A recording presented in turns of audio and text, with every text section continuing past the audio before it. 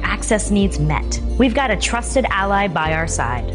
Easter Seals provides children and families the foundation for lifelong success through early learning programs, skills training, and prep for college and career. That's my Easter Seals. Make it yours. Join us at easterseals.com. WCPT 820, Chicago's progressive talk, where facts matter.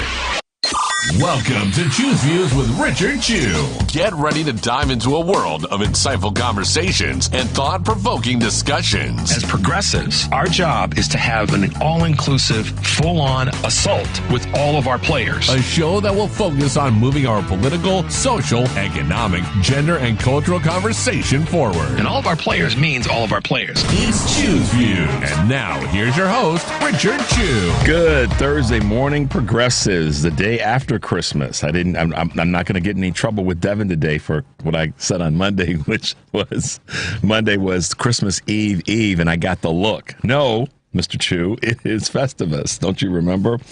But anyhow, guys, welcome to the December 26th edition of, in 2024, of course, Choose Views, 773-763-9278.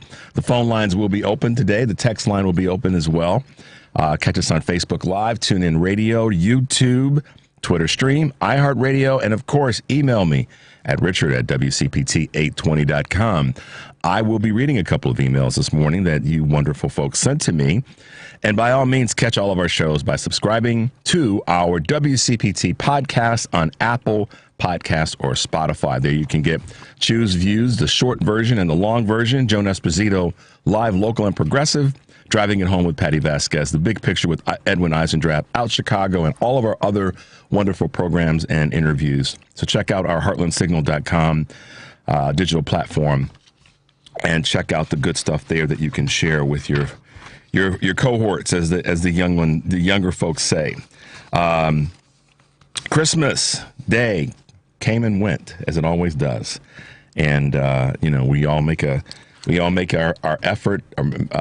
To make it as great as possible, thanks to my family for a great Christmas and the initial part of Christmas celebration. I mean, a lot of times Christmas, it goes for the week because you celebrate the day, but then, sometimes not everybody can get there for the day, and you end up doing it on, the next 3 days. So a lot of families that are still out and about and traveling and having a good time.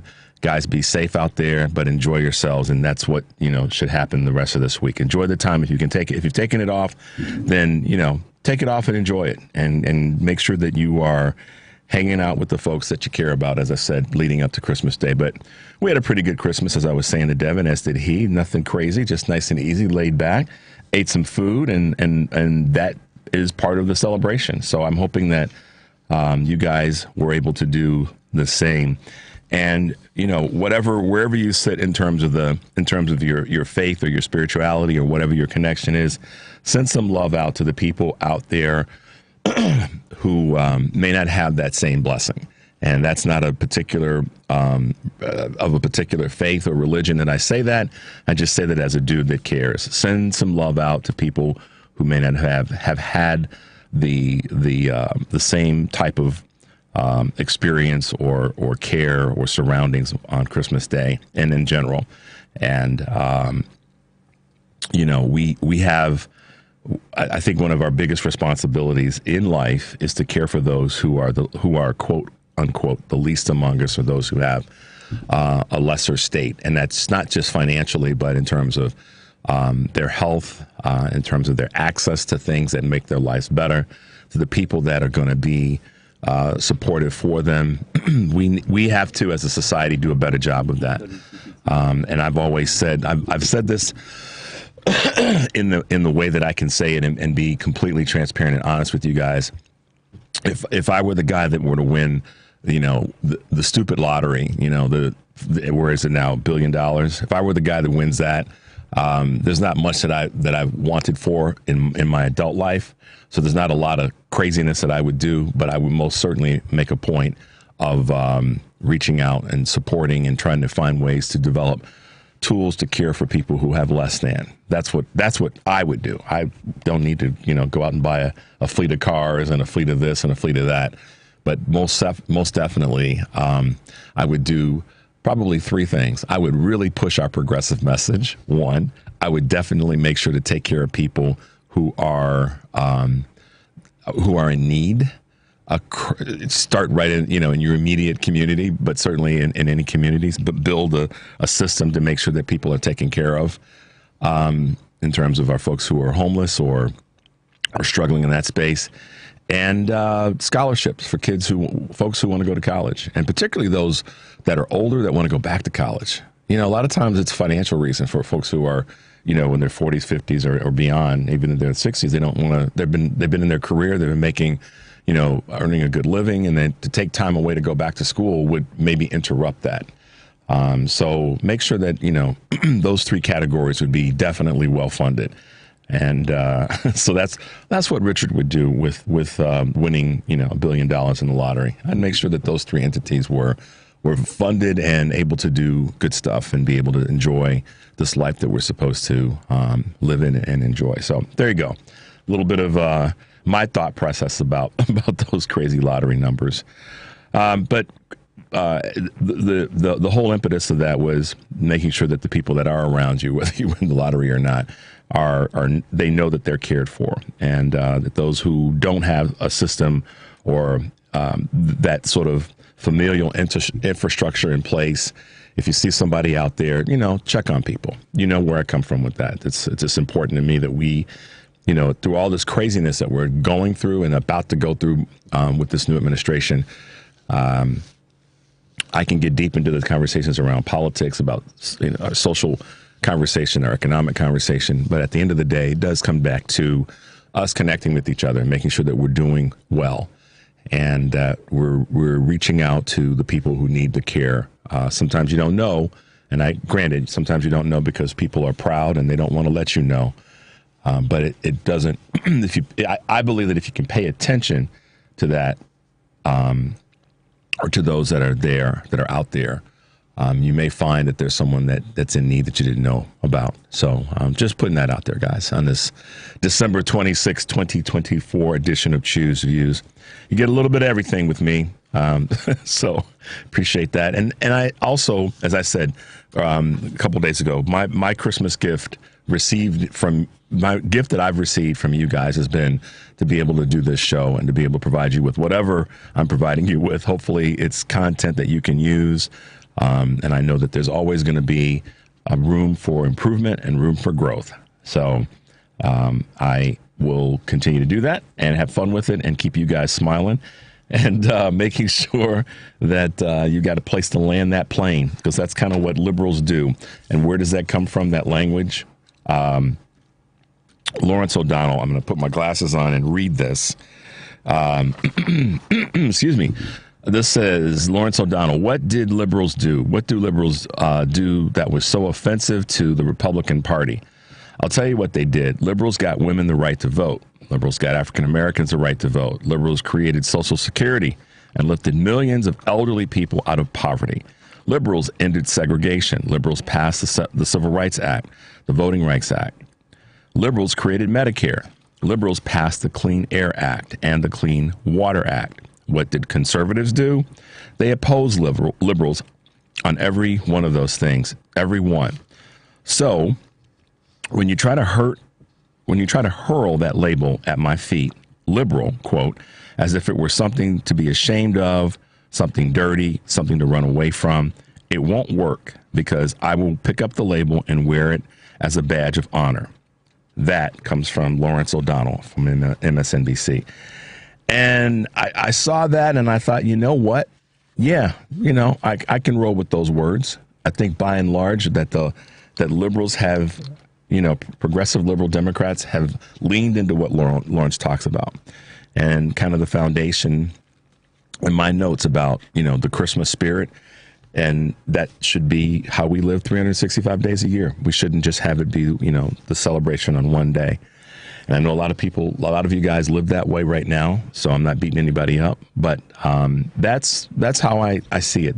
We've done things to help folks. That's always been my position, is our party and our ideas are about helping everyone that we can help. not about taking away from or standing in the way of things progressing and getting better and stronger for the entire community. That's the badge, like Lauren said. I'll pick that up every day and wear it because I know that my goal in life has been to help as many folks as I possibly can. And when my older sister says this often, and I'm just kind of taking her words and putting them into my spin. But those of us who are blessed with certain things should be able to use those blessings and pass on to others. And it isn't always financial. Oftentimes it's just your time. It's just your energy. It's your patience. It's your willingness to listen to someone that needs to be listened to. So that's oftentimes what we as progressive liberal Democrats, I won't say we forget, but we have to be reminded that that's what I believe, try to be all about. I had a few calls earlier in the week on Monday and Tuesday where folks that called in said, that's how they see the holiday season is that time. And I want us to expand that. As part of our superpower, I want us to expand it to make it an everyday thing. If I ruled the world, if I ran everything, it would be every day we should be doing good things for other people, not trying to find ways to hurt people and tear folks down. That it would make for such it's almost like if we could just flip that switch, Devin, and say, you know what, let's just not be, and that's not all, pie in the sky kind of thinking. It's just, let's just do good stuff for each other. Let's find out what's going on with everybody. Let's make sure that as progressive liberal Democrats, we are doing things to make things better for everyone else. How cool would that be? In so many areas. And it's just, it would just be one of those things where, you get up in the morning and you go, okay, who am I going to serve today? Who am I going to help? So we'll talk about that a little bit more through the course of this day after Christmas show. But right now we're going to take a little break. We'll come back. We'll grab a couple of calls. The number, of course, is 773-763-9278. Choose Views. We'll be right back.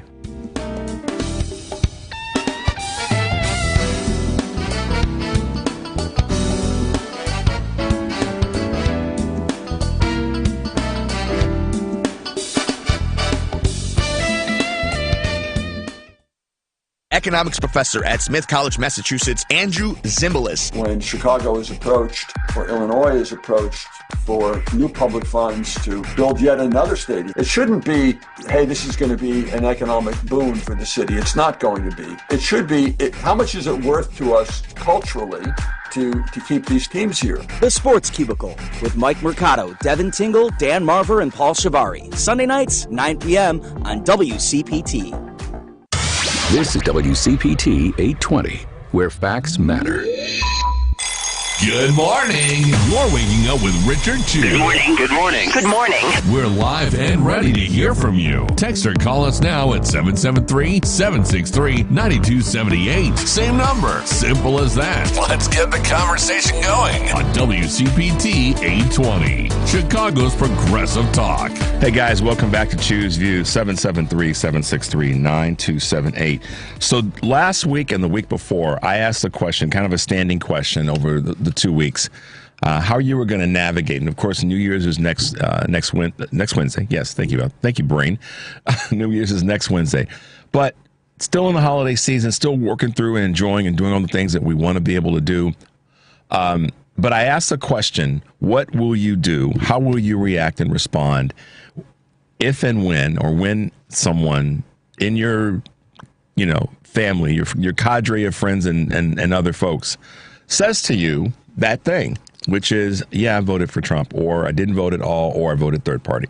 So my question this morning is, and I'm really curious if anybody, and I'm not going to say if anybody, because I know that there are folks that had that happen in the last couple of days.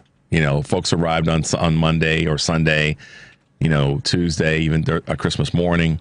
I know some of you had that happen. So what I want to know is how you dealt with it, how you reacted to it, what you said to those persons. So when you call in, when you call in, or if you text, let me know what your experience was, and how you navigated through that. Because one of my goals was to keep you guys, stouted up in those conversations that you would inevitably be having. So let us know with your calls and with your texts today, kind of how you, if it happened, and then if it did, how did you navigate through it? And with that, I will pivot subtly over to our Choose Views news for this Thursday, December 26, 2024. And American Airlines, the world's largest airline, has lifted a ground stop that had a lot of people stalled, literally.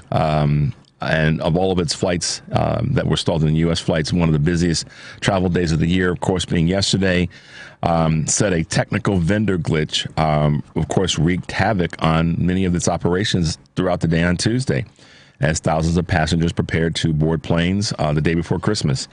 So it didn't say whether it expected any residual delays. The airline expected to fly nearly 12.7 million passengers during this holiday period, while the FAA anticipates 30,000 U.S. flights across all carriers that took place on Christmas Eve and Christmas Day alone. So hopefully that's going to stick and they can go forward, because people have got to get back home.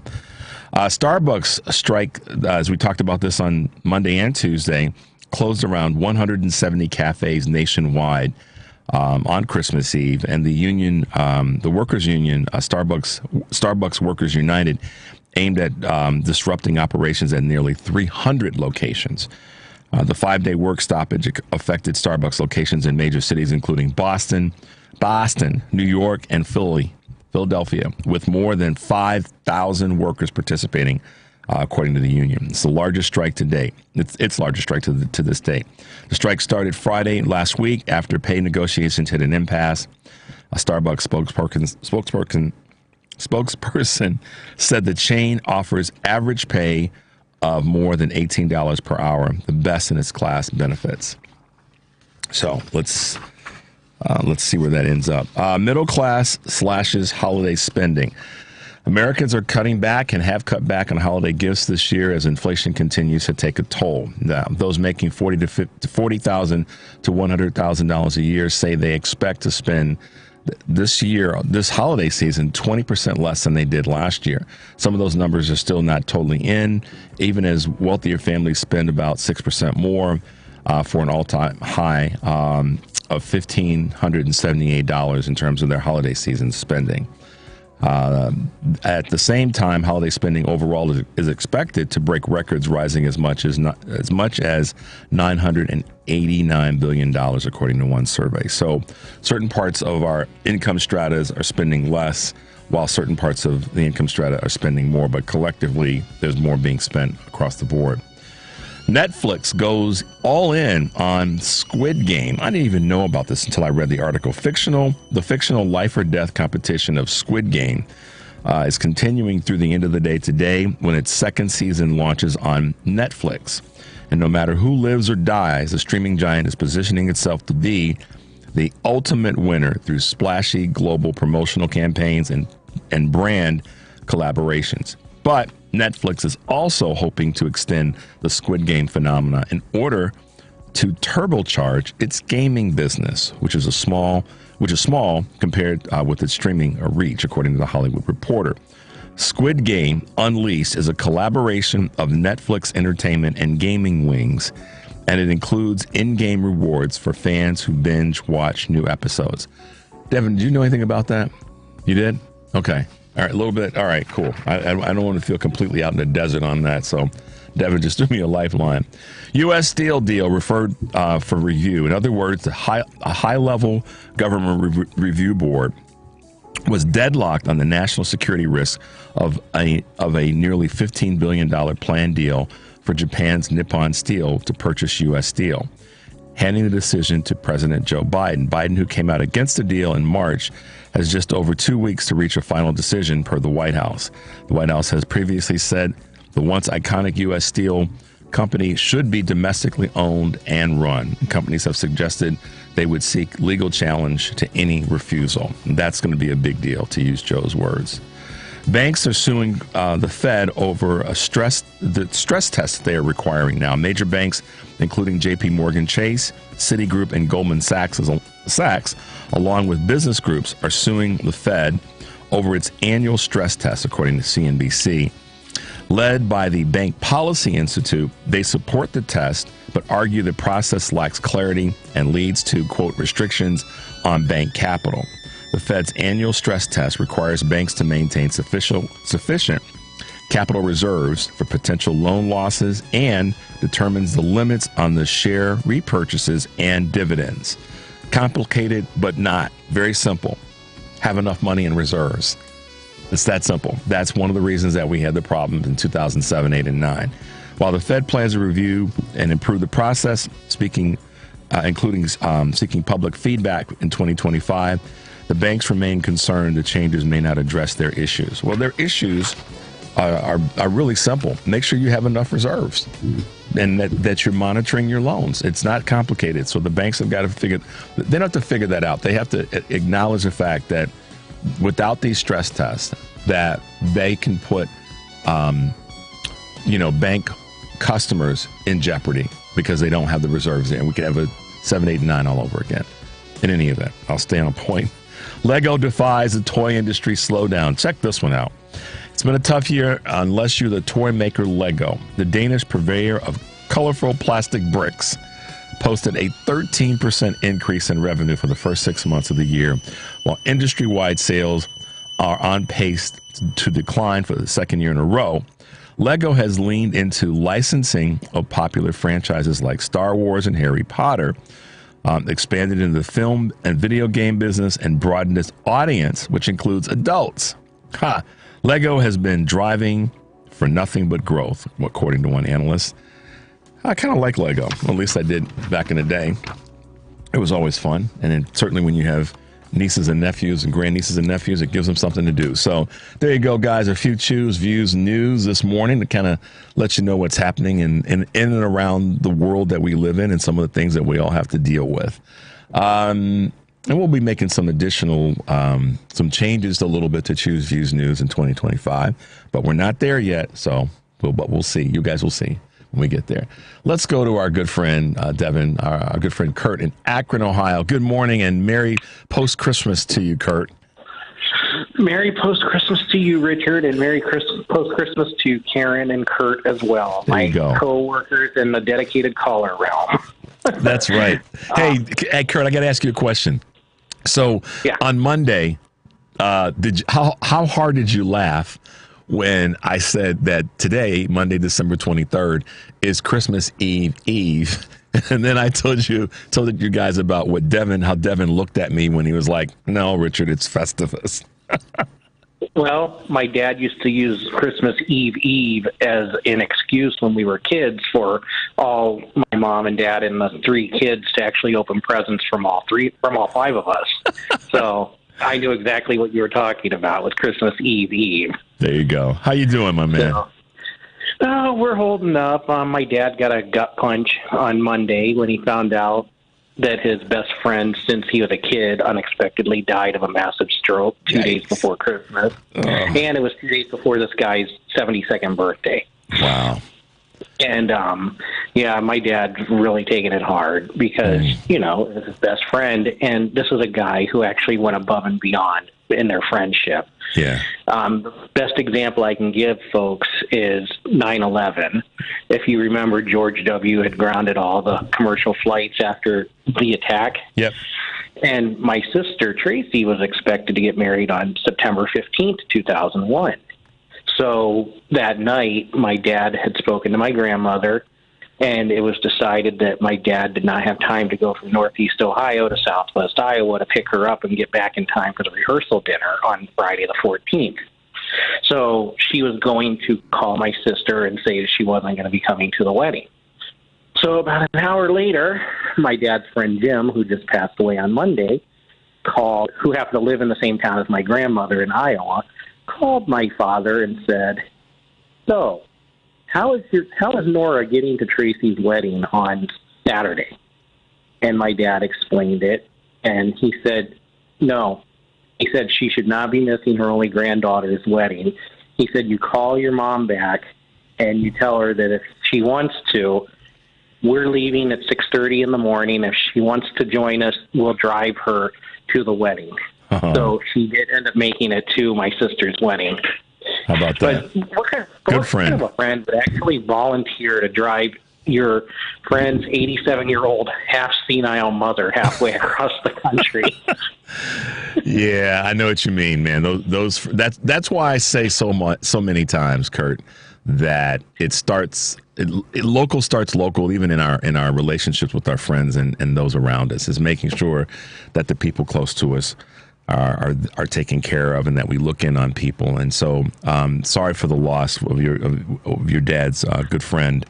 And just send some love to your pops from me, because I know he's been really maintaining he's been maintaining a sense of decorum that Marines do. I think I've shared with you, my brother-in-law is a retired Marine, and like your dad is, they're pretty much in the same age. They served during pretty much the same time.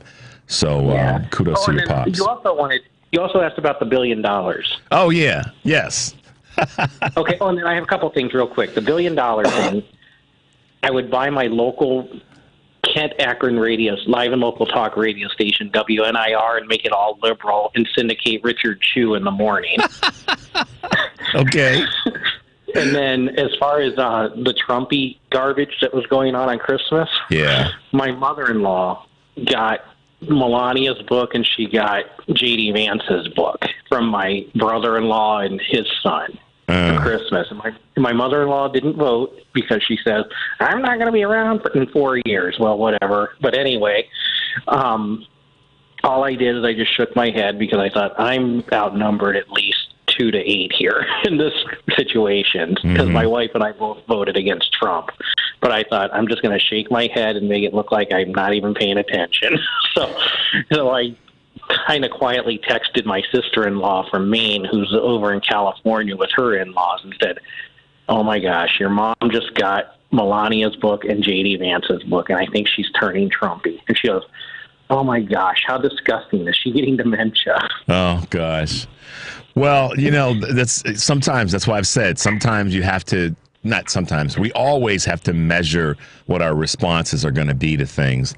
And sometimes they're going to be loud and boisterous and all that. And sometimes they're going to be less than that. And, we got to read the room to some extent.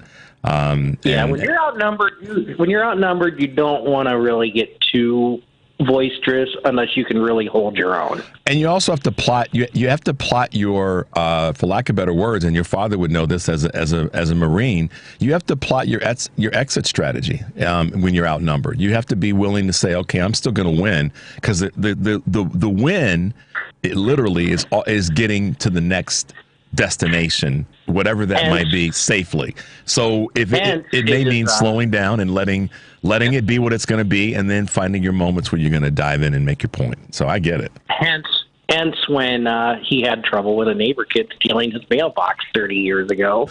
He got on his camis in the middle of the yard, in the middle of the front yard, laying there spread eagle, and the kid stopped trying to steal the mailbox for a third time. And as he was doing it, my dad was creepy crawling up down the driveway.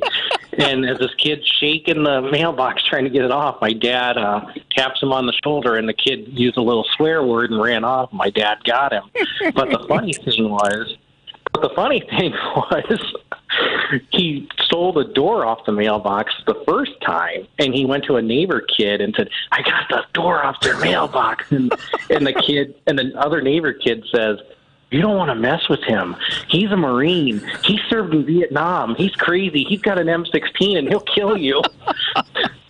Oh, that is too funny, my man. Too funny. Funny thing is my dad never served in Vietnam, and he wasn't crazy, but still. But he was still a Marine. So yeah, and he had an M16. So 2 out of 2 ain't bad. So yeah. So, that's just what a Marine does. And the funny thing was my dad says, you're too stupid to even know that I was standing there or sitting there the whole time while you were doing that. And you didn't even see me.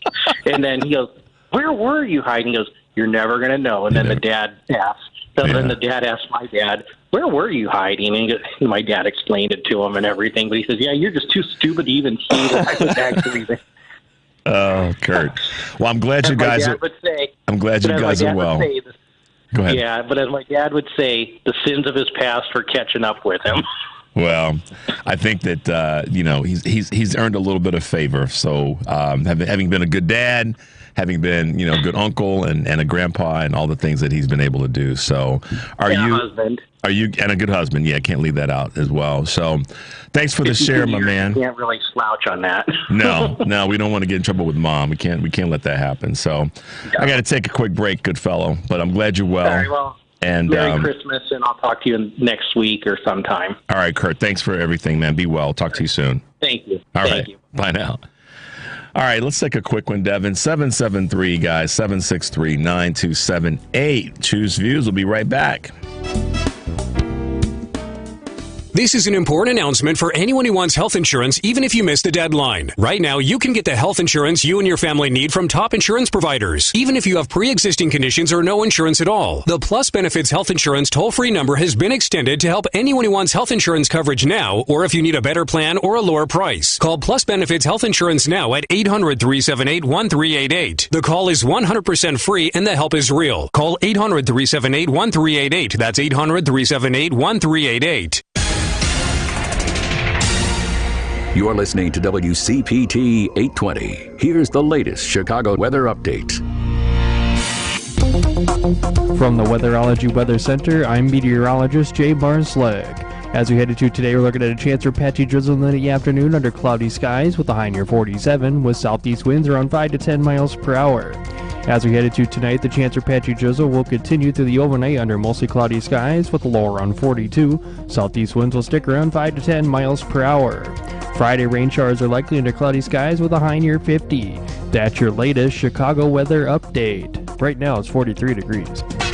You're listening to WCPT 820 because facts matter. It's Choose View with Richard Chu on WCPT 820, where facts matter. Hey guys, welcome back to Choose Views. Thanks for being with us. 773-763-9278. Many of you guys are probably just rolling over from all the food you ate yesterday and your bellies are full, and that's a good thing. And to that end, I did ask a question this morning. I asked a question about did you have any occurrences, and if you did, how did you navigate them? And I'm just curious how you guys may have, dealt with that around the table, and then conversation pops up about Trump, the 34-time convicted felon and twice adjudicated rapist, that guy. And then also when I threw out what I would do with a stupid lottery win of the big number. But Kurt was right on point. He would buy up a radio station and make it totally progressive and put a great message out. And I'm kind of there with him. So then when talking about food and having your bellies full, I wanted to read a couple of emails. I asked you guys, and some of you replied with an email about what you would do, or not what would you do, but what your meal would look like and what you were doing. And I got a couple of fun responses from folks. First of all, shout out to Diane, who sent a nice email to me about some things that she would like to see us doing in 2025 with WCPT, and certainly we've actually. So first of all, shout out Diane for your email, and we're actually working on some of these things. So I got to kind of keep it under wraps, but we are working on some things to get more involvement with you guys here locally, as well as folks throughout the country. And as it relates to organizing and promoting, we've got some things happening. So got to keep it a little bit under wraps, but appreciate your email, Diane. And then got a fun email from Michelle and Bob up in Marquette, Michigan. And I'll just read this to you because the question was, so talk to us about your Christmas dinner. And what they had to say is, we like to fix Paul Prudhomme's recipe for duck or goose, usually duck lately, as goose is harder to find. Sometimes we have fixed Cajun prime rib. Sides include roasted Brussels sprouts, roasted parsnips, carrots, and beets. Also, either duck, rice, or mashed potatoes mixed with butternut squash. Pear gravy for the duck or goose. Dessert is sweet potato and pecan pie.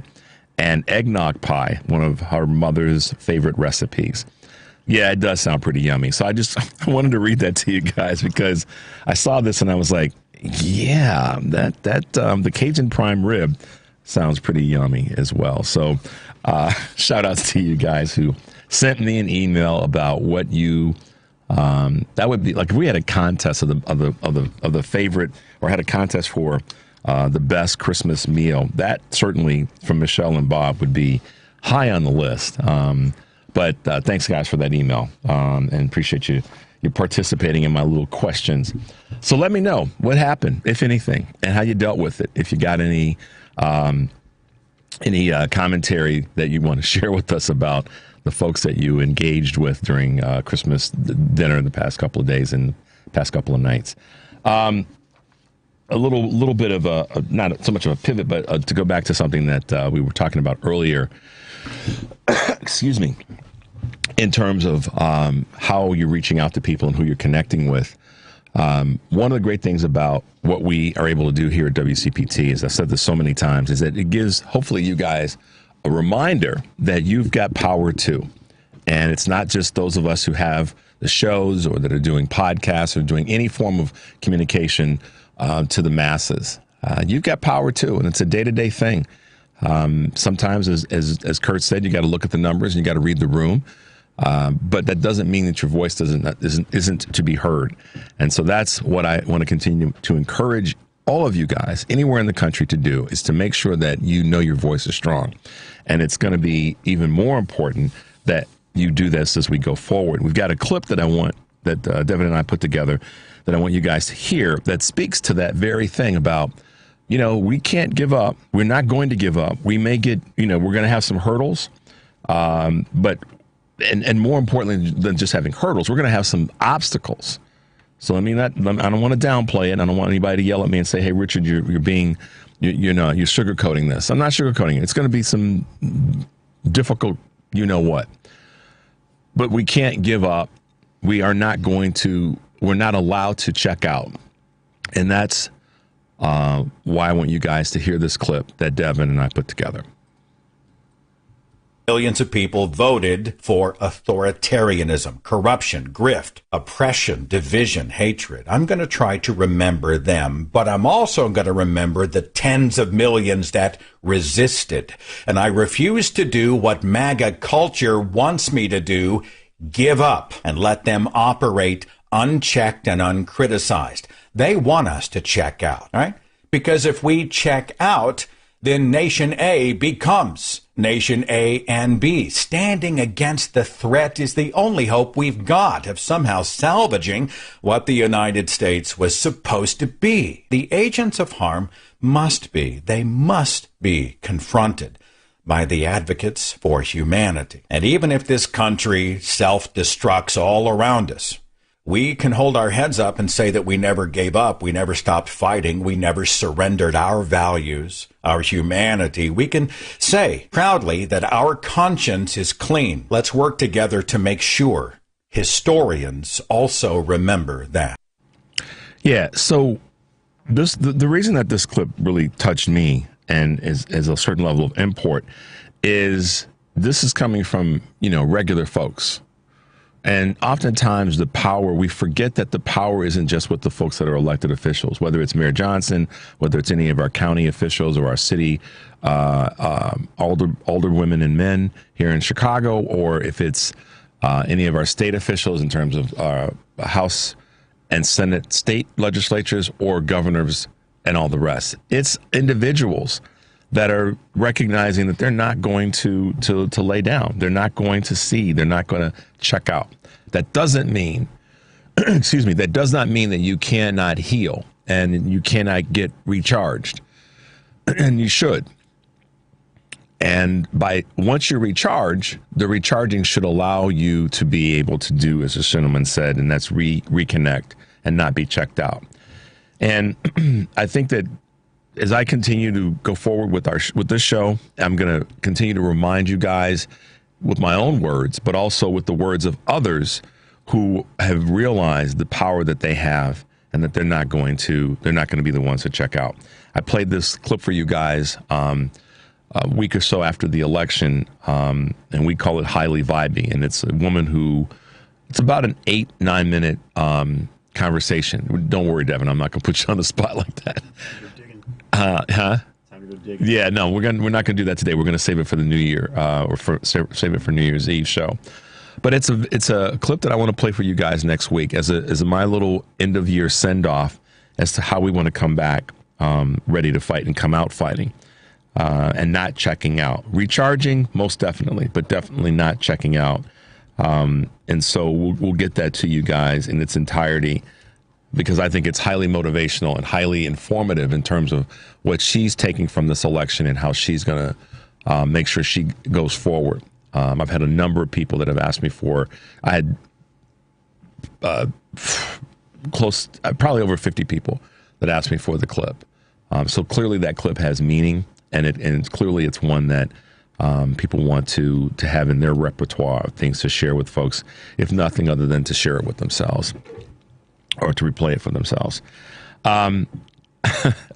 The craziness of the 34-time convicted felon and twice adjudicated rapist goes back a ways. And I want to share something with you that I came across over the weekend. This is a quote from that dude from a People magazine interview going back to 1998. The quote says, "If I were to run, I'd run as a Republican. They're the dumbest group of voters in the country.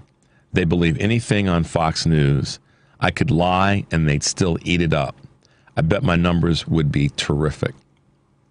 That's a quote from the 34-time convicted felon, twice adjudicated rapist. That's been proven false several times, Richard. That's been proven false? Yeah, the video clip is clearly AI, but that was proof. They've been running that since 2016. It's been proven false by Time Magazine. But that was in People Magazine. It's been proven false, so that quote never happened. Really? Yes, I've had to correct Joan Esposito multiple times. That's been proven false. So we're facts matter here, guys. That's the only reason why. Oh, then I'm defending that imbecile at all. No. I'm glad that we caught that then. I wasn't aware of that. Okay, well, thank you. Really quick. What's that? I'll Google it real quick. Okay, got it. That's amazing, because it was. So has it been something that the people at People Magazine have chimed in on as well? Yeah. Here we go. Snopes. Trump didn't once say Republicans are the dumbest group of voters. Of course, they don't get pay. The claim in 1998, Donald Trump said he'd run as a Republican because they're the dumbest group of voters. Claims that. Blah, blah, blah, blah, blah. Got it. Okay. We found no evidence Trump ever said that. That claim comes back to several platforms like X, Twitter, Facebook, and TikTok, where it was shared. However, the quote was never found on any sources.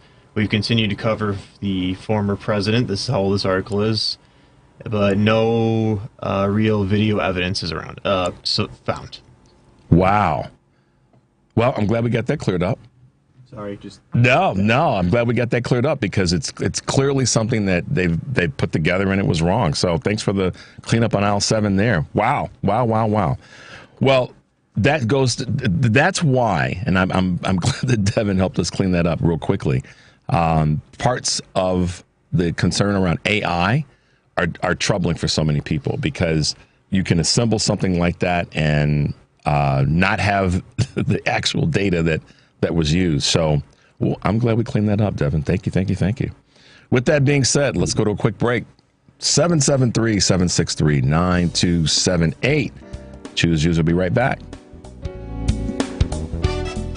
With MedGuard Alert, you're never alone. You can connect with medical professionals anywhere, anytime. And now MedGuard is introducing our exclusive new Care Watch. If you need help quickly, use it from anywhere to contact medical professionals. No cell phone required. The Care Watch is not only a life-saving medical alert device, it's a revolutionary health monitoring system that checks your blood pressure, heart rate, oxygen saturation, and much more. And here's the best part. If you have Medicaid, you may qualify to get your Care Watch for free. The Care Watch is only available available through MedGuard Alert. Call us right now. We have monitoring programs starting as low as $1 a day. The call is free, activation is free, shipping is free, and no contract is required. Remember, with Medicaid, you may qualify to get your Care Watch for free. Call us to get your Care Watch right now. 800-741-5819. 800-741-5819. 800-741-5819. That's 800-741-5819. Alexa, play WCPT. WCPT from TuneIn. Good morning. You're waking up with Richard Chew. It's what I want to hear. All the time. We're live and ready to hear from you. Text or call us now at 773-763-9278. Same number. Simple as that. Let's get the conversation going on WCPT 820. Chicago's Progressive Talk. Hey guys, welcome back to Choose Views, 773-763-9278.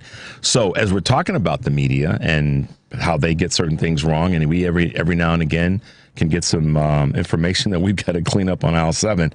Here's a clip from a young man walking down the streets of New York, and we refer to it as the Fourth Estate. We are watching in real time the Fourth Estate, meaning legacy media, right-wing media, closing rank around the billionaire class to defend their interests. You see it across the ideological spectrum that's allowed to be shown to Americans. The New York Times, the Daily episode, did reporting on the healthcare CEO assassin. That episode was brought to you by ExxonMobil, right? They are completely compromised and owned by the billionaire interests, so they cannot criticize them. This is the great unspooling. Class warfare is upon us. And then, God forbid you watch Fox News, you'll see Laura Ingraham simultaneously condemn this guy as a lunatic and then say that the man who killed that Subway performer was a hero. So you see, it's never been more apparent who the media is there to protect, and because of that, credulity is strained, and people are going to go to different sources like Taylor Lorenz or somebody like that for their coverage, right? Because the hypocrisy is just too great at this point. We see through this, and there is no culture issue that's going to rise up to combat it. No trans, no immigrants. It is poor versus rich in this country, and the press have chosen which side they're on. Yeah, and so to that end, one of the things that we always try to do is point out when there is information that's not as accurate as we think it is or should be. So good on Devin for helping us clean up on aisle 7. But the Fourth Estate, the media, and the reason that this is important, I believe, is that we can go back and talk about Joe and Mika. We can talk about others in terms of the ABC suit that had George Stephanopoulos involved. And even now, because this is really a form of media, and that being Meta, and they're all bending and kissing the ring in advance. And so the concern that I think many people are having and will have is how that's going to impact the clarity and the accuracy of the media. And I think that, at least one of the things that I want to try to do, or will continue to do, is if something's not completely accurate or clear on any level, that we clean up on aisle 7 very quickly. However, the mainstream media has already shown, to this gentleman's point, where they're going to stand. And I think some people might say it's out of fear. Others might say it's out of just being complicit and protecting their business model. But they've already damaged their business model in many ways because their viewership is so way down since, and again, the toppling of this, if you will, came from the fact that Joe and Mika went down to Mar-a-Lago. I keep coming back to the phrase, you can't go to Mar-a-Lago. Thank you, David Jolly, because you can't. And that's why not checking out is so critically important. That's why recharging is so critically important. It's because if you check out, you're susceptible to kissing the ring. You're susceptible to, quote, going to Mar-a-Lago. And that can't happen. So I'm glad we had that clip to share with you guys. there is another interesting point that was made by a gentleman who was talking about how, what's missing, what's happening, why did we, how did we lose our way, if you will, and how did people vote in this election the way that they did? And I think that this is one of those times where, again, like I said earlier, individuals and their voices mean so much. And this goes back to people who said that they were believing in certain things and they were going to support certain things, that ultimately the votes did not show up to represent that. And we have this clip that I'm calling Silver Fox, asking the question, what am I missing? I got to be missing something. Like, I often wonder, like, am I on the wrong side? Am I missing something? There's a lot of people that I respect and admire and love that are on the opposite side, are believing things that I'm not believing. And I've done the research. Like, I want to make sure that I'm right. I've done the research. I've looked at the data. I've looked at all the information. I firmly believe I'm on the right side of all this. Seriously. Like, the guy did nothing for 4 years. Did nothing he said he was going to do. Yet people believe that this time he's different. He has no plan at all. He has nothing. Like, what am I missing? I just don't understand it. I want to. But just the numbers aren't there. The math ain't mathing. You know what I mean? I don't know. Maybe I'm wrong. I don't think so. It doesn't feel that way in here. You know what I mean? I don't know. Y'all take care of yourself. Love you. The math ain't mathing. So, yeah, what am I missing? What is it that people missed? And I had this conversation with a friend about a week and a half ago about the conversation that we hear oftentimes. People are not voting. People voted against their interest. And we were talking about this on the family meeting about how maybe people's interests are exactly what they voted for. And I talked about this a little bit last week. People voted for what they, in many cases, they were afraid of, or they say that they're afraid of. But in actuality, it comes back to maybe their maybe their interests are, in fact, to create further disparity, further harm, further conversations around the others, and not about actually moving forward. So sometimes I don't think that we necessarily, those of us that are progressive liberal Democrats, necessarily are missing anything. It's just what we probably have to recognize is that those who are voting and that did vote for this craziness, that's what they actually wanted.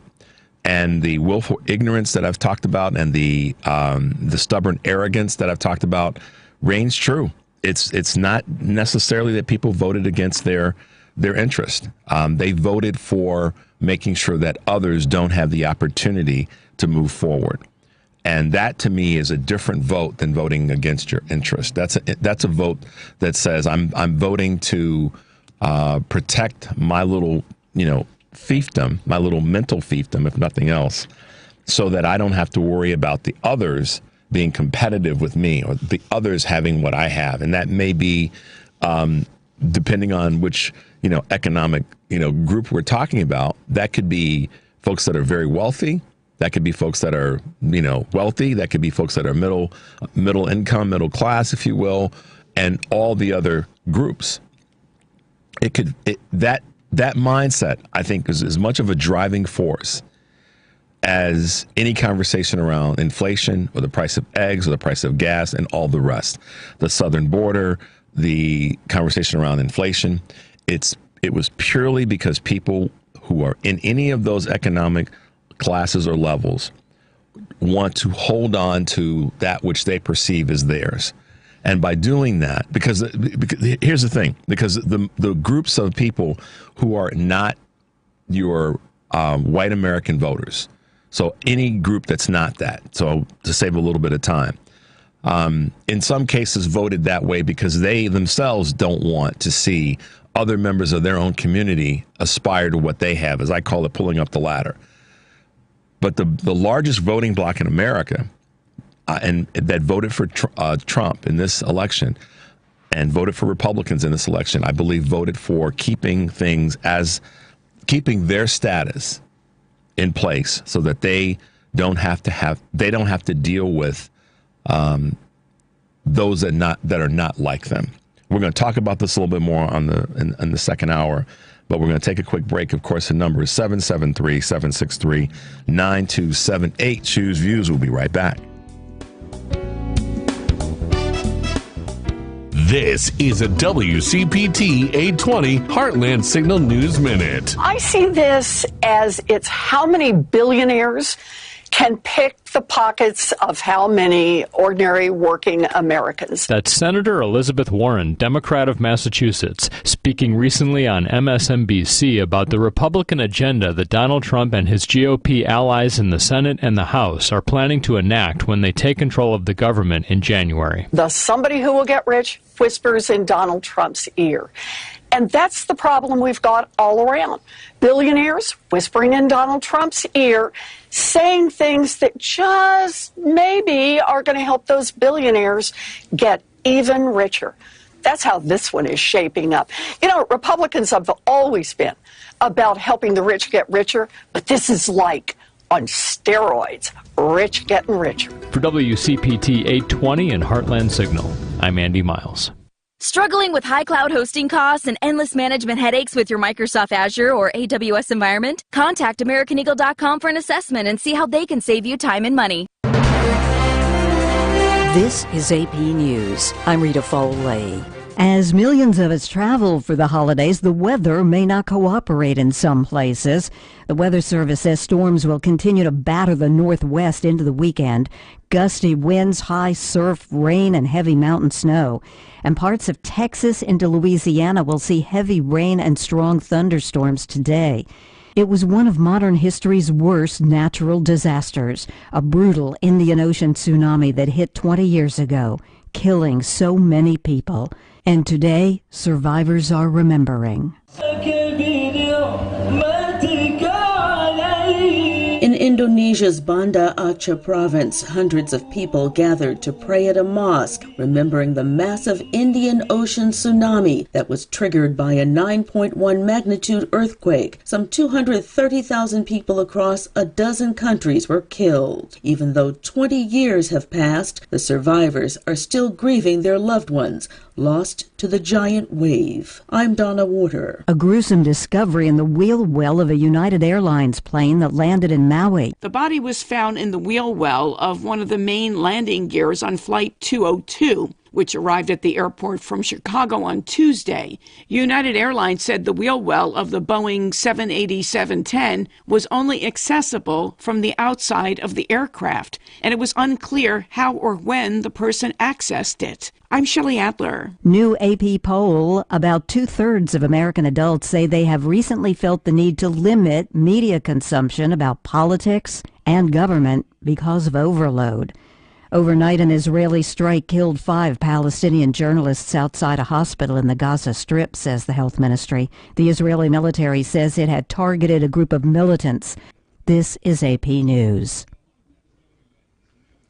Now to a woman helping wildlife. This past Monday was a day Annabelle Whalen won't soon forget. First, she found an injured great gray owl on the ground in Two Harbors, Minnesota. He had an eye injury, so I'm thinking that he probably hit whatever vehicle it was head on. Whalen dropped the owl off at Wildwoods, a wildlife rehabilitation center in Duluth. Hours later, she rescued another owl from the grill of a car in Duluth, but Wildwoods was closed for the day. So Whalen wrapped the owl up in a blanket and crated her overnight in a dark, quiet room in her home. We got a little dog crate together with some blankets in the bottom, and we kept her in a spare bedroom. Whalen says she cried happy tears when she saw the owl moving and awake the next morning when she took it to Wildwoods, helping 2 injured owls in one day. It was a crazy day. I'm Mike Hempen. And I'm Rita Foley, AP News.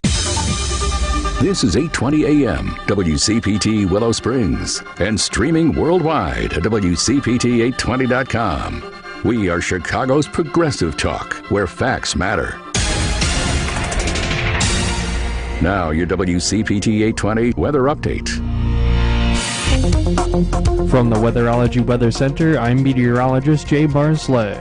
As we head into today, we're looking at a chance for patchy drizzle in the afternoon under cloudy skies with a high near 47, with southeast winds around 5 to 10 miles per hour.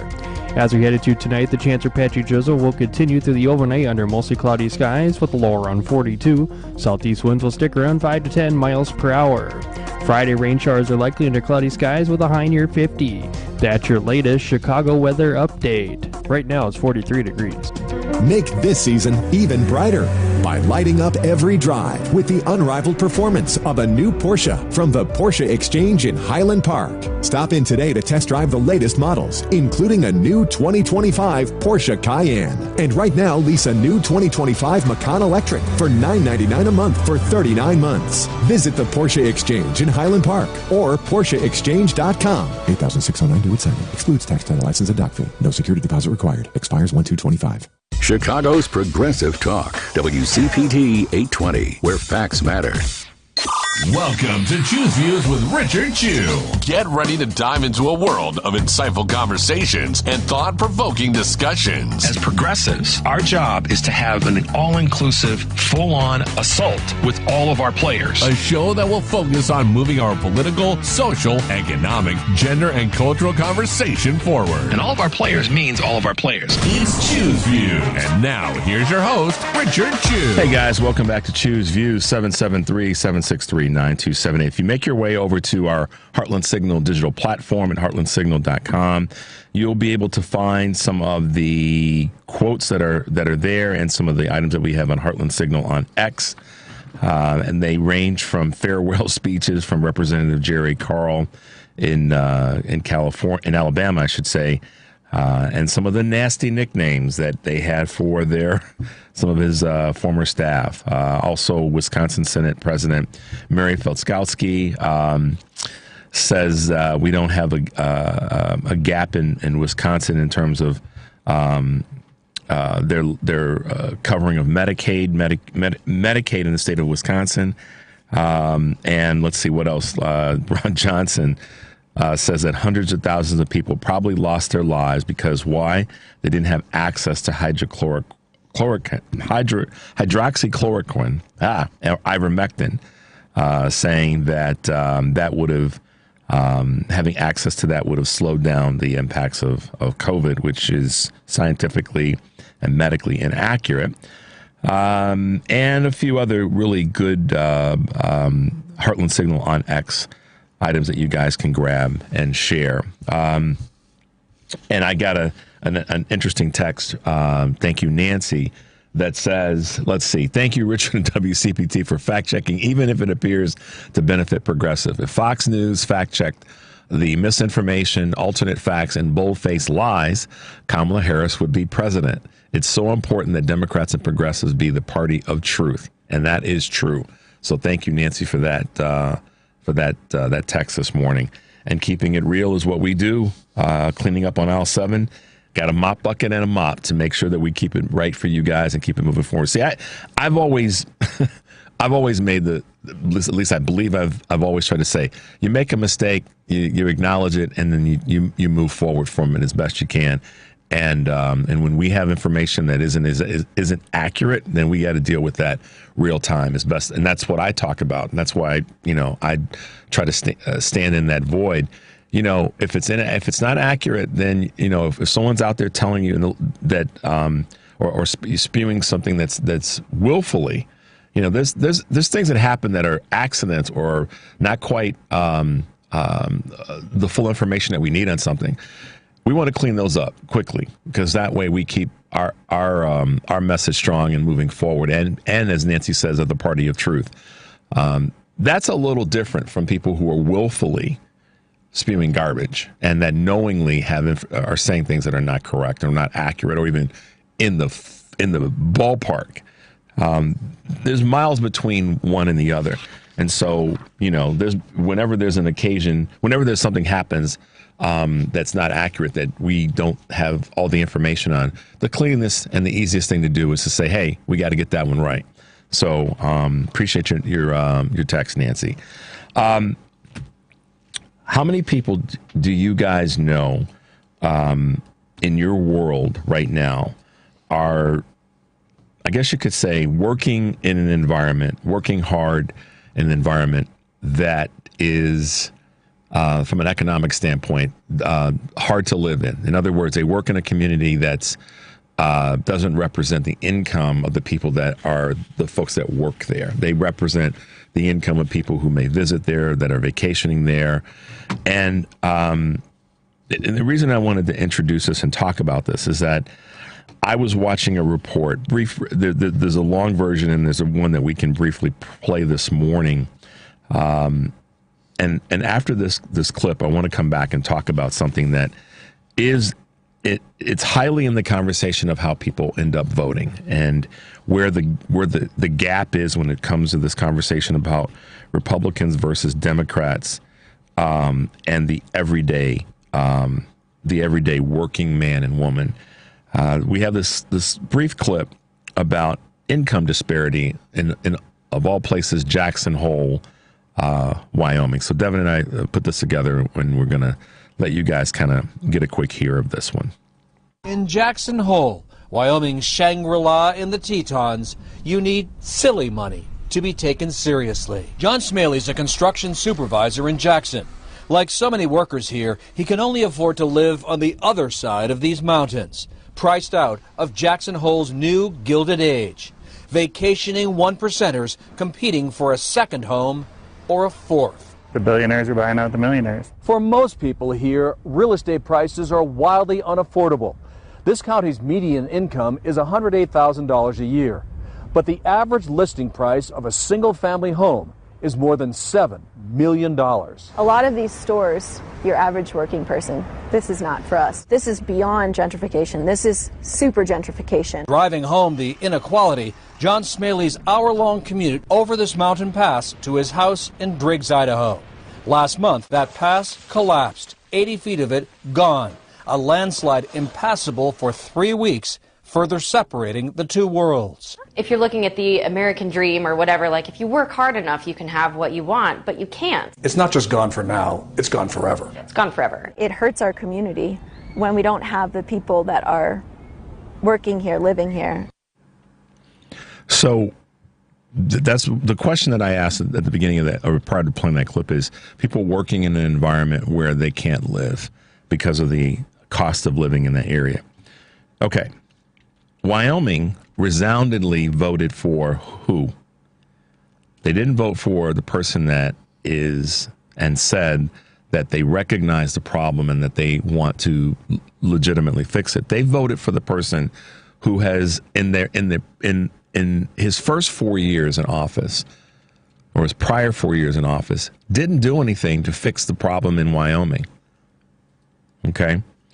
But yet they voted again for him to do what? Not fix it even more? And so when I hear this conversation around the Republicans are going to do better for the economy than the Democrats have, I would have to ask this question from a purely objective standpoint as best I can, in all honesty. The people who were running the state of Wyoming, so, and just put it this way, oftentimes Republicans, MAGA, the mainstream media, or certain parts of the mainstream media will try to focus on how awful it is in Chicago. Crime is awful and all those things. You know what I'm talking about. I'm not going to laundry list it in this moment.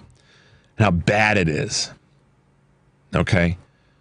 But you don't hear a story or stories or even better, not even stories, but ongoing peppering of a place like the state of Wyoming, or trash talking. You know, you don't see the government officials on the Republican side going off to Wyoming and saying, "Wow, it's very difficult for everyday folks to live here."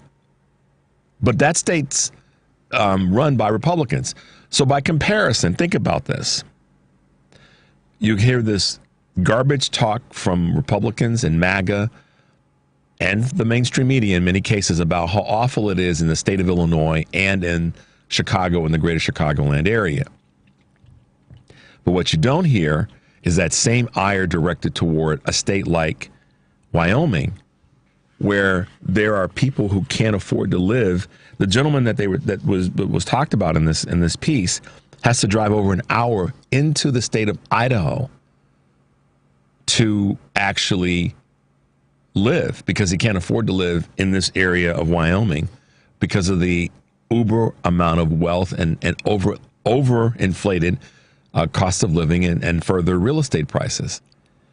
But that state's not run by Democrats. You know, it's run by Republicans. So I wonder where the question is, or where the conversation is around why a state like Wyoming, a red state that's voted red for as far back as I can recall, on a national level and on a state level, in terms of national, in terms of their vote for president, national in terms of their senators, and the majority of their representatives for the House of Representatives, and their state legislatures. Where is the ire? And this is why some people have said to me, Richard, you don't talk enough about the problems with the Electoral College. And I've had a number of emails from people and some texts that have said, Richard, you're dropping the ball there. You need to talk more about the problems and that you're missing the elephant in the room when it comes to the Electoral College. And I get where people come from with that.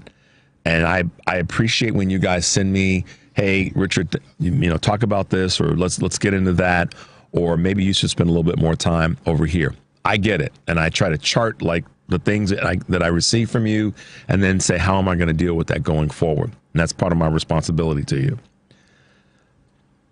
But's not the right word. And in talking about one of those systemic functional problems we have, the state of Wyoming gets 2 senators, and their electoral votes in a national election do have impact. So I asked the question, why is it that a state keeps wash, rinsing, and repeating to get this same outcome that ultimately is causing people in that state to have that disparity? And on a national level, why is it that the state that's the least populated state in the country, based on what I've read, and I've done that, I've vetted that, but it's the 10th largest in terms of land mass. So there's a disconnection as it relates to our systemic voting and how votes are allotted, not votes are allotted, but how our electoral numbers are allotted that then translate into votes. And then the outcome that they get in terms of the state's actual taking care of its own citizens. And Wyoming, and certain areas of Wyoming are an example of that. And I think that the more we have the conversation, or the more that the mainstream media will direct its ire towards states like that, if they're really going to try to, for lack of better words, out what politicians in states are doing, Wyoming should catch some of that conversation as well. Not just states like Illinois and cities like Chicago, but states like Wyoming and cities and communities like Jackson Hole. Because there's clearly an issue there where the folks who work there can't live there. They've got to live someplace else. All right, guys, we'll take a quick break. The number, of course, is 773-763-9278. Choose Use. We'll be right back. Getting quality employees to fill positions in your company is essential, but finding those people can be a major hassle, unless you use ZipRecruiter. ZipRecruiter makes finding quality people a breeze. And right now you can try it for free at ZipRecruiter.com/free. With ZipRecruiter, one click sends your job to hundreds of top job sites. But more than that, ZipRecruiter's advanced technology identifies the candidates with the skills you need, sends you a list of great matches to review, then actively invites them to apply for your job. And the results speak for themselves. 4 out of 5 employers who post on ZipRecruiter get a quality candidate within the first day. That's right, the first day. Now you can focus on your business and let ZipRecruiter do the work finding the best people for you. See for yourself. Experience the ease, efficiency, and power of ZipRecruiter for free Just go to ZipRecruiter.com/free. That's ZipRecruiter.com/free. ZipRecruiter.com/free. Because facts matter. You are listening to WCPT 820. It's Chew's View with Richard Chew on WCPT 820, Chicago's Progressive Talk. All right, guys, welcome back to Chew's View, 773-763-9278. So I'm not going to pick on Wyoming any too much more. I just want to point out the disparity oftentimes in the conversation and the coverage of parts of the country that, in my mind, get a pass. And they get a pass from the mainstream media, and they get a pass from politicians because it's easy to go after certain areas rather than others. So that being said, I'll take my foot off the gas a little bit on Wyoming. I just want to highlight to you guys that in many cases, there are places that our mainstream media just completely doesn't talk about, doesn't cover, doesn't even put any attention toward, and this is one of those cases. So income disparity in Jackson Hole, Wyoming is a real thing.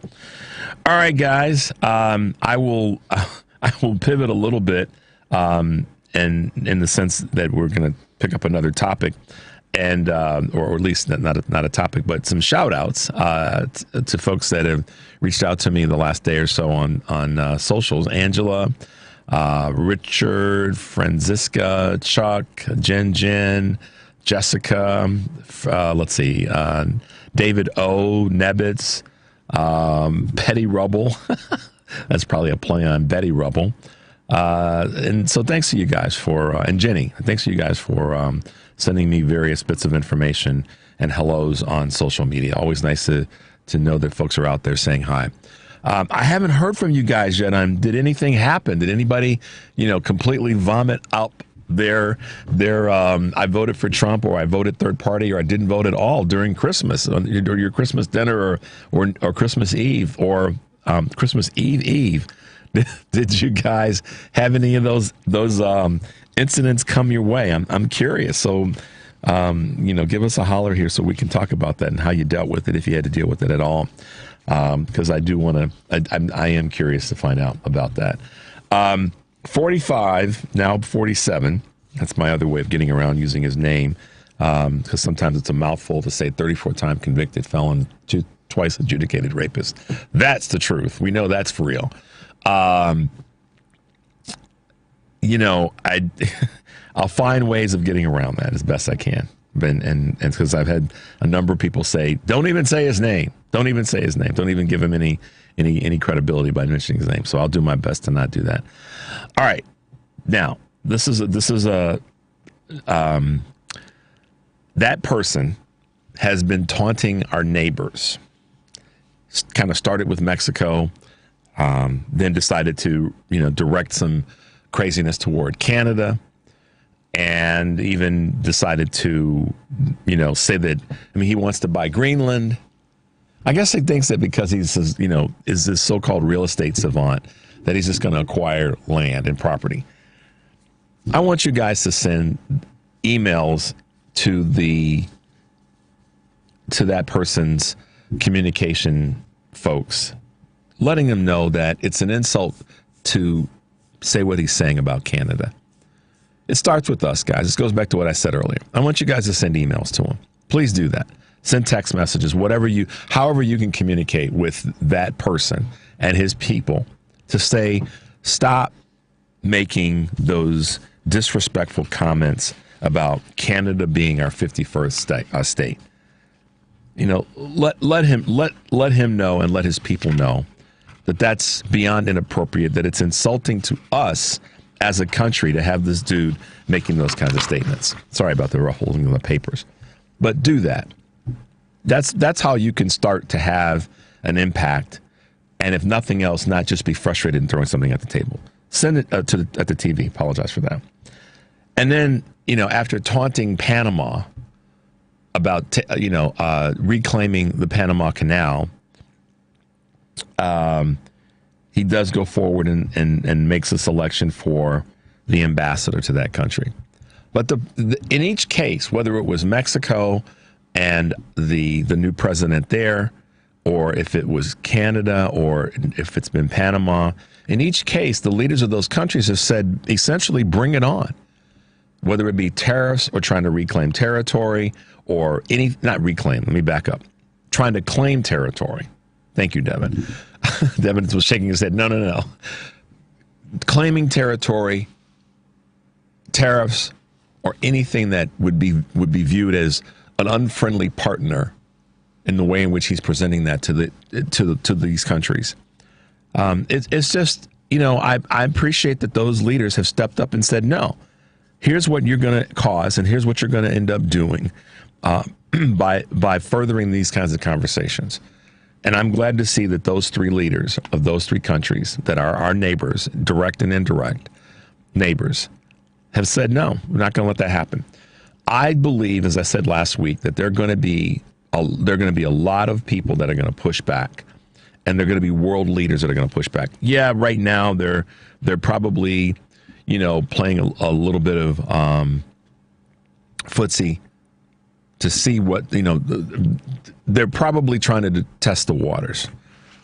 And so some that have talked with him and met with him, I don't necessarily think that they've kissed the ring. Now, some of the American business leaders that have had interactions with them, I think that they might be kissing the ring. But I think some of the world leaders that have chimed in are not. I think they're just testing the waters to see kind of where and what, and then they're preparing themselves and their countries and their citizens for what they may have to do to deal with this knucklehead. That's what I think is happening.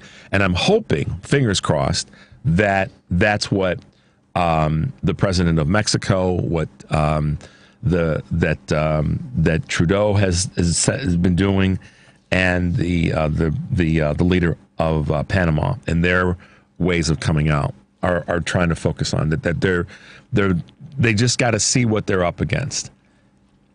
Maybe I don't think I'm wrong there. I just don't know to what extent that's what they're trying to do. But hopefully that is they're going to be their way forward. And I'm hoping that other countries throughout the world do the same thing, that have been our allies for a long, long time, that their position is we're going to see what we're up against, and then here's going to be our strategy. And I hope that they are setting up their systems to be able to be prepared in this fight. I think that we here in the U.S. as regular everyday citizens know that that's what we have to do, and that's why I've said so many times, let's make sure that we are recharging. But I think these world leaders are taking that position, and I certainly have seen evidence to kind of back that up. There's certain people that are leaving Congress, whether they decided to resign or retire, or they didn't win their reelection. And one of them that this caught me as a really good quote that just kind of made me chuckle.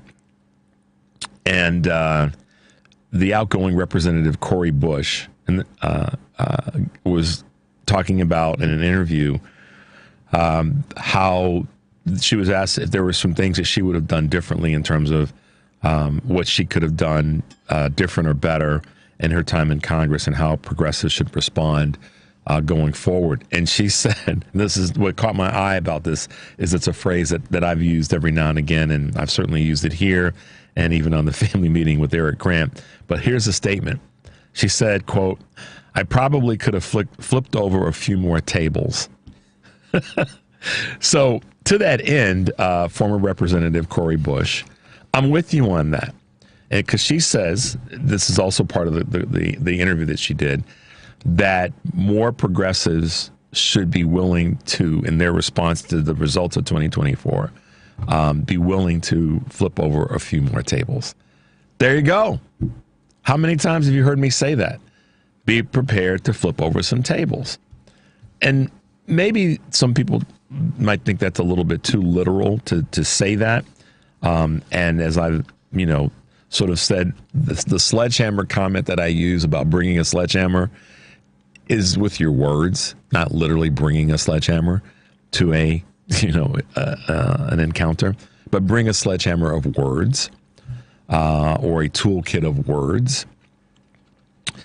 But former or outgoing Representative Cori Bush feels that she probably could have flipped over a few more tables, and that could be part of the progressive way of being in a response to the 2024 election. So, not my words. This is what she was quoted as saying. So, I'm curious as to if that will happen, if her soon-to-be former colleagues are going to take that position as well, or if they're going to be more willing to let the tables stay upright. I don't know. I know I'd be knocking over some more tables. I'd be making sure, because listen, they have, meaning the Republicans have, enough people who are yelling loudly and oftentimes saying stupid things. And who are we talking about? It ranges from anybody from Matt Gaetz, who, by the way, got in a little bit of hot water this weekend.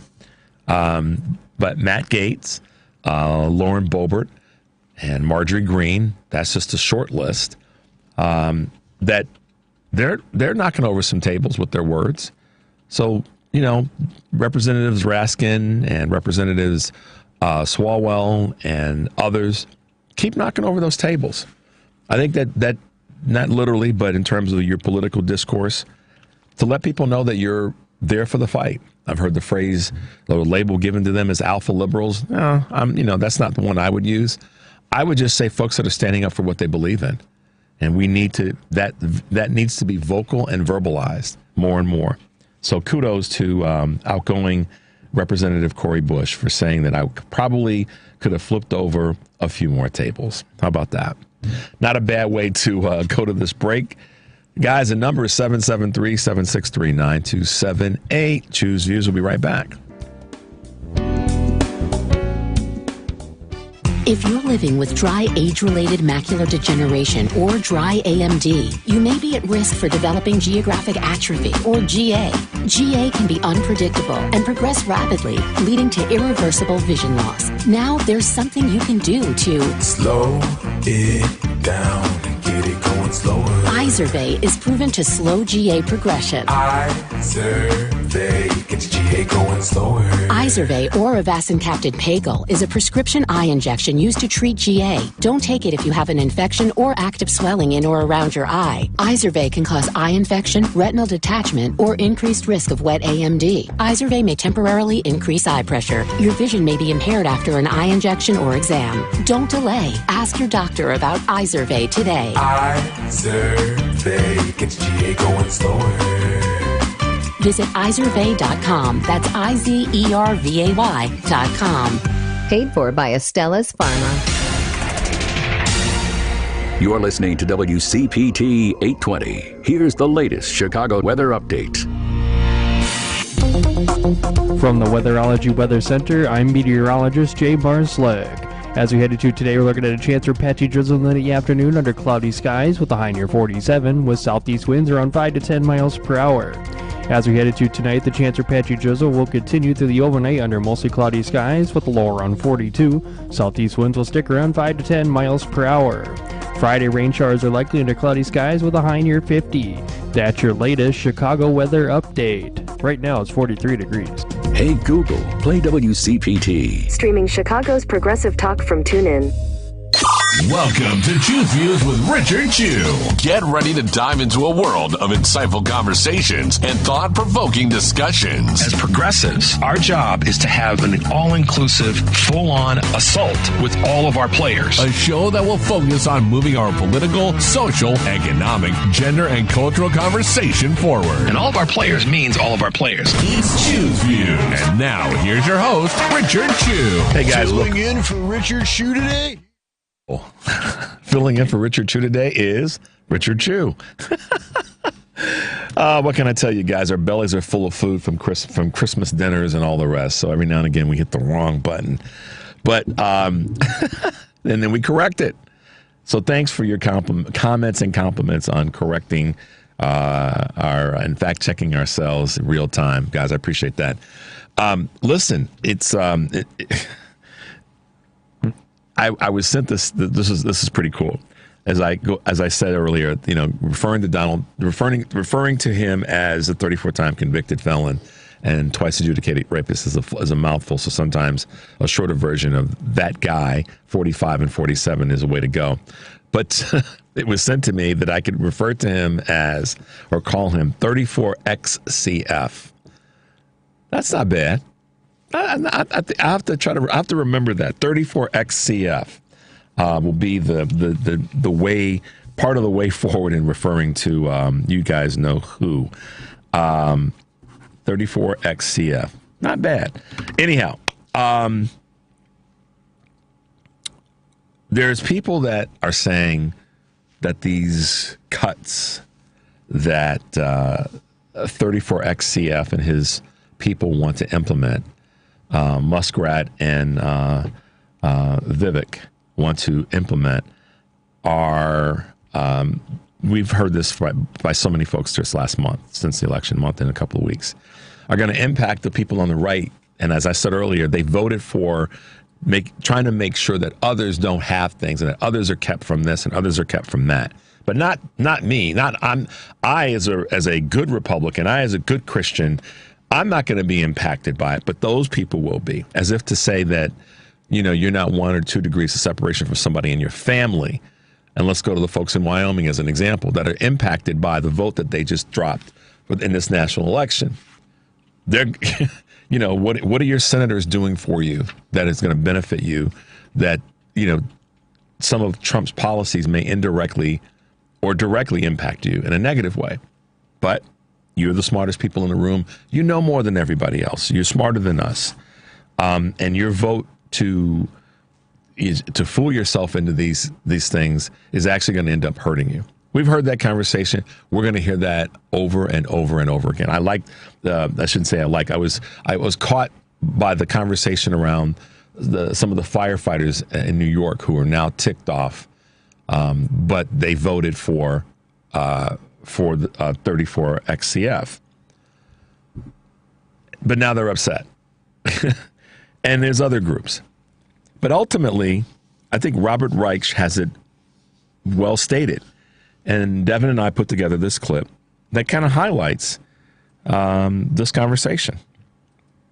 Going to find the trillion they want to cut, by the way? He's talking about $2 trillion in cuts. Right. And he's saying it's going to be, what did he use the term? It's going to be a hardship. A hardship. For many, at first. But not for the billionaires. Well, Not for him. No, it's going to be a hardship for people who will have less Social Security, less Medicare, less Medicaid, less Affordable Care Act, while there will be tax cuts, you can imagine, galore, and Elon's own contracts, his billions and billions of contracts for SpaceX, and even Tesla and all of the other things he gets from the federal government. Oh, you think those are going to be cut? Not a chance. I know it. Yeah. So I've been preaching on this for a while, that some of the review of his government contracts should be done immediately, because there should not be a private citizen having that much access and proximity to the benefits that impact millions and millions and millions of Americans. And I try not to go so far as to say, and I think about this when I'm out and about, particularly when I'm driving around.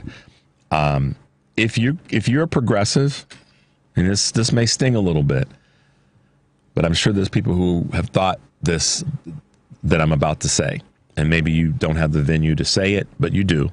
You have it in your everyday lives. But if you got a problem with Elon Musk right now and what he's talking about doing in terms of trying to take away benefits from Americans in this new department or group called Doge, if you have a problem with that and you own a Tesla vehicle, you probably need to think about that for a second.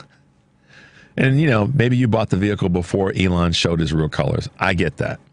Okay, this is why I said it might, pinch a few people and get some folks, kind of ruffle some feathers. But that's how we have to be with all these scenarios where, like, here's an example.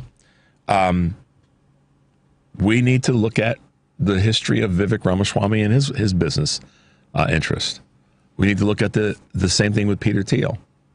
And the list goes on. And some of the companies may surprise you when you go, wow, I didn't realize that they were heavily donating to the Republican, now MAGA party. And so, you can't, I know that sometimes it's just, you can't yank your hand out of the vice. You have to take it out gently. But that's where we are. And that's why this clip from Robert Reich is important, is that this guy wants to do this. And you guys have heard the reports. I'm not bringing you something that's brand new. You know that this has been out there. But you do have the power to say, all right, I'm not going to be particularly accepting of that. And I want more vetting by us as a country of these people that are taking away benefits that are to our fellow countrymen. And particularly if this dude's going to still get his government contracts and not have them be scrutinized. So this is, again, a moment where it starts with us, guys. And I know that that's almost a mantra now, and it probably should be that way and continue to be that way. But if we're going to stand in this void, one of the best, easiest ways to do it is to look at where your dollars are going every day and ask yourself the question, is there an alternative way for me to get the same good and or service without my money going to a company that is against my permanent interest or my daily interest? And, I think that sometimes, and again, this is the pinch, you can't always, get rid of something that you bought that was manufactured or sold by a company that you no longer are in alignment with. I know that's not the easiest thing to do, but it does, you do have to think about it in terms of how you go forward. If you're a progressive and you're looking at buying an electric vehicle, and you are a true progressive in the sense that we talk about here, then buying a Tesla shouldn't even be on your radar. Now, press pause on that for a second. I know that many of us are on Twitter because we haven't given up that space. And a lot of it's due to the fact that we want to still have access to the messaging and be able to talk to people. But more importantly, we don't want to give up that space and let it be filled by further craziness. I understand that. I'm in that space, and I openly admit that. I'm looking at this in terms of the consumer expenses that we all have and the income that we all have. How do you discern? How you have to have some discernment in determining where you're going to put those dollars. So, for example, we could look at the Coke industry. We could look at Coke Industries and the Koch brothers, who are ardently against progressive politics. They, for years, were playing sitting on the fence.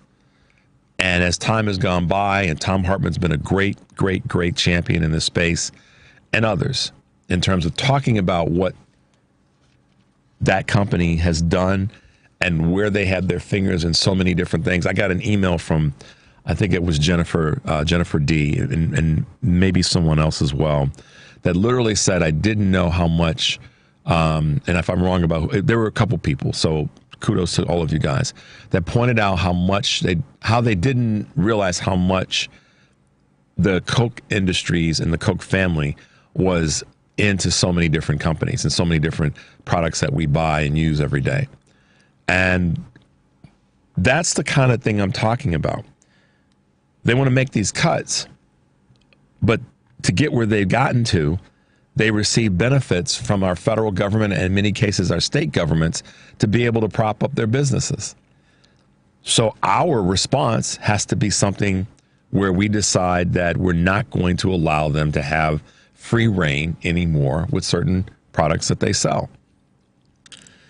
And that's where the work is for us as consumers, as individuals, as progressive liberal Democrats, is to ask ourselves, where can I can't yank my hand out of the vice on everything that I spend money on. But I sure as heck can say, these things over here, I need to find some other business to work with that has the same, product or service. And so, for example, going back to Tesla, if you were looking at buying an EV, there are others on in the marketplace right now. And I'm not going to do a Consumer Reports comparison, but there are others out there that those companies hopefully have a better position as it relates to how they will use your dollars. And let me put it in this vein. You could do research on one of the other EV companies and find that company, there's some issues with them that you're not completely in line with.